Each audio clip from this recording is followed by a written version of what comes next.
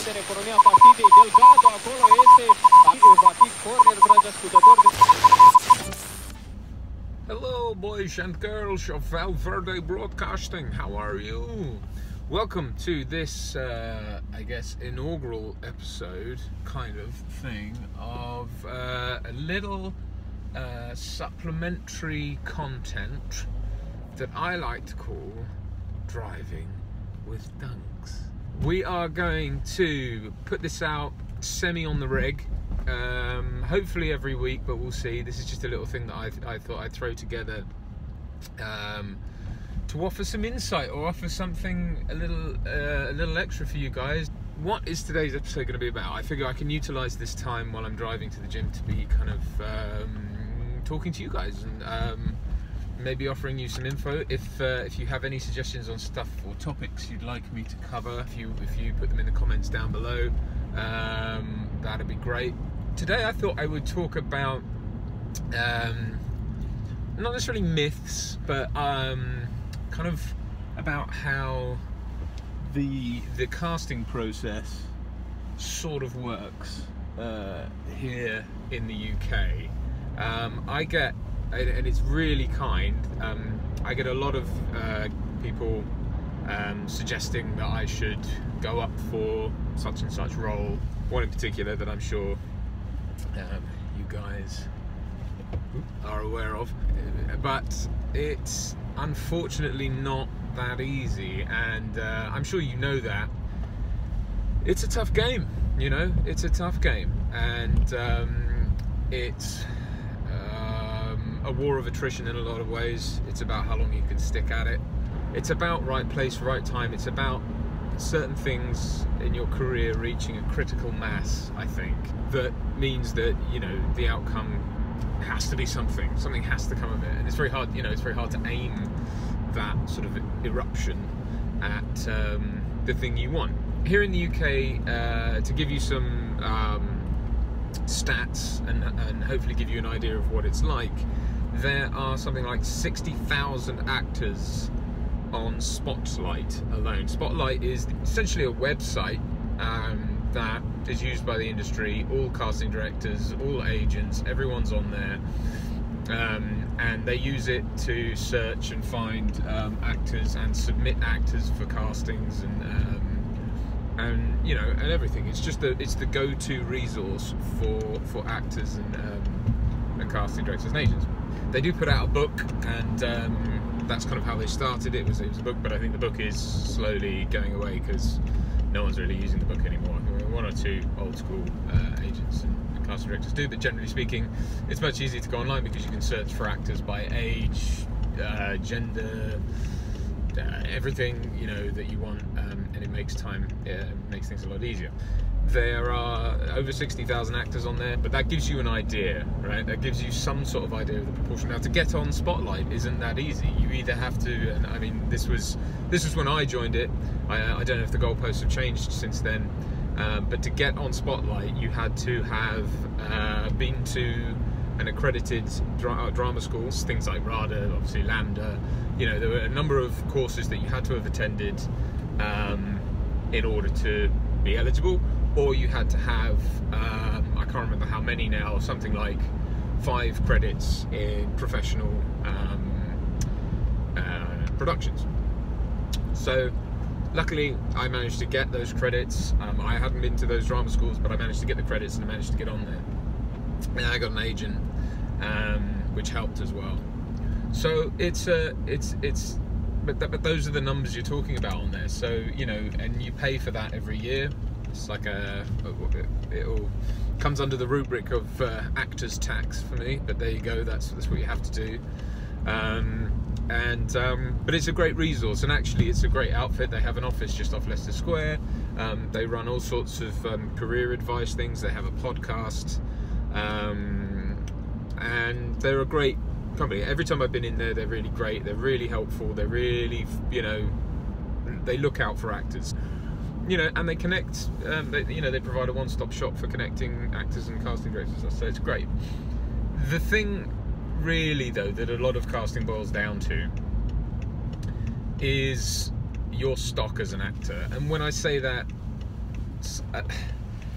a large degree of it, and I think a lot of what you spend your formative years as an actor, and by formative years I mean good first 10 to 15 years as an actor out there in the wilderness, I think your stock as an actor at that point is about being known by those you work with, those casting directors, those agents, as reliable, as good at what you do, as professional, as turning up on time, as doing all the sorts of things you'd expect, but not necessarily being famous.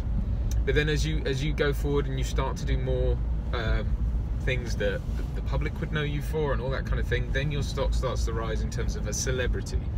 And there's a very, a lot of people conflate being an actor and being a celebrity. It doesn't happen so much anymore, but I mean, I remember when even 2 or 3 years into being an actor, when I'd had jobs, and I was working and I had an agent, people would introduce me as an aspiring actor. And that was a bit galling, because you're like, well, I am an actor. I have all the things that an actor has. But what people mean is, I suppose, you're not famous yet. You're not a celebrity. And that's a very different thing to be. And it seems to be an awful lot about what people talk about nowadays with regards to success and actors is their fame. Now, that's not an unreasonable metric to put on an actor, because obviously what we do is we perform, in my case, more for the camera, but, we perform either in front of people or in front of a camera. And so, a blunt instrument, but nevertheless an effective barometer for measuring one's success is how famous you are, because ultimately that's how much how likely you are to bring money in to any given project, and that's fair. To come back to talking about casting and stuff like that, for the likes of me, I mean, I'm in a position where I have a very strong CV. I've worked on television, film, across the board, adverts, stage, you name it, I've done it. Plenty of it, plenty of great experiences. I've also had lots of life experience. I've had jobs as other things. I've worked in the telecoms industry. I worked at a job selling theatre lighting before. I've done all sorts. I've laboured. I've been a plumber with my dad, and I feel like I'm in a very strong position as an actor. But no one knows, relatively no one knows who I am. But I have great contacts in the industry, Brad Watson being one of them. I have very strong relationships with producers and directors, some of whom are doing big things, and in fact one of them I worked with this summer on something that is potentially, fingers crossed, going to be quite a big release. So that's fantastic, and that's that's where we're at. But in terms of, I suppose, your kind of view of the industry and people's general view of the industry is you guys see, what the top 5% of it produces, and that's, again, so do I.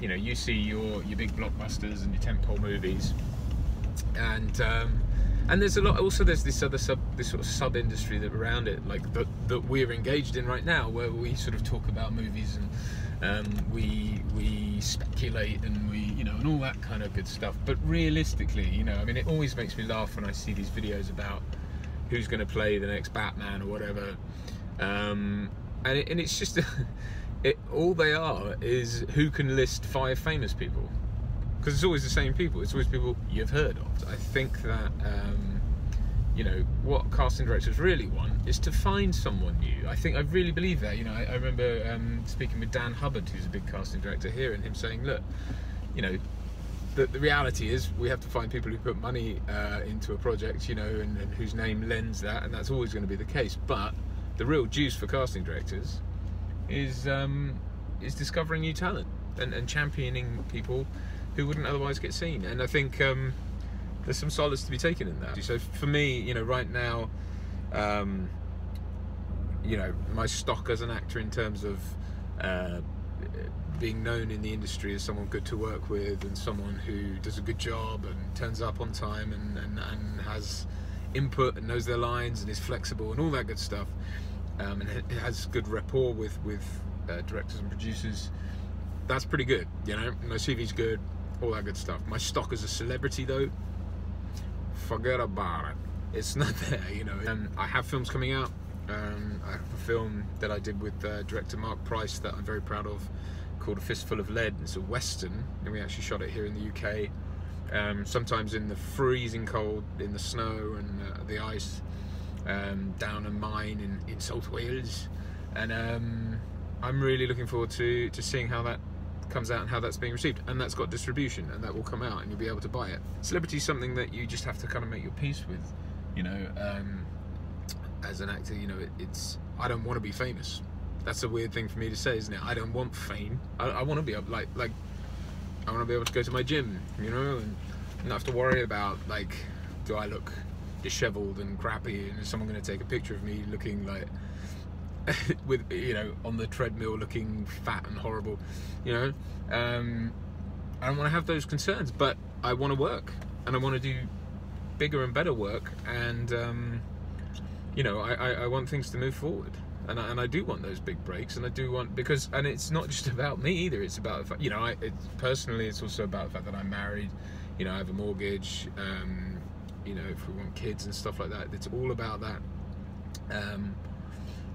personally. But then there's also people I know who I've worked with who've had faith in me, who've given me opportunity, and I would love to be able to then repay them by, you know, one day being able to greenlight, have films greenlit because of my name, and get them along and get it all, you know, working together. It's you know, you never get anywhere on your own in life. You really don't. These people used to say they're self-made. I don't think anyone's ever really been self-made. You couldn't be, could you? Unless your aspirations were to sit on the floor forever. It's all about collaboration. It's all about finding ways to give back to people who've helped you out when they didn't need to. I mean, that's the most humbling thing about this experience that I've had, is the fact that people come along and they want to work with me, and they give me opportunity, you know, when they don't have to, and when they're not going to get anything out of it other than, you know, right, they might enjoy working with me and they might think I do a great job, but you know, they'd be as well to go to a big name. But anyway, I don't know if that clears things up for you. I don't know if that helps. I don't know if that makes any sense whatsoever, and I don't know if this was of any interest to anyone in the world. But hopefully it helps sort of set the stage for, you know, where I'm at, where this industry is at, what it's like even for actors who have careers.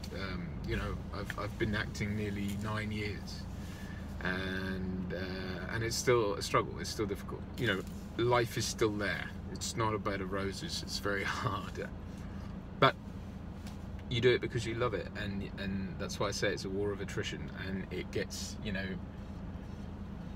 what gets you through is the love of it. You have to love the process, and you have to love doing it, because otherwise you will never ever stick at it, and you have to be in it for all the right reasons, otherwise you will never ever stick at it, and that's true of anything in life. I'm going to be covering other topics. I'm going to be talking about all sorts of stuff to do with acting and the movie industry and all that good stuff, and I hope it's useful to you, and I hope, you know, please let me know in the comments below whether or not this is something that you want to hear about, or you're fed up and you want me to bugger off and talk like Michael Caine and do fart jokes. I don't know.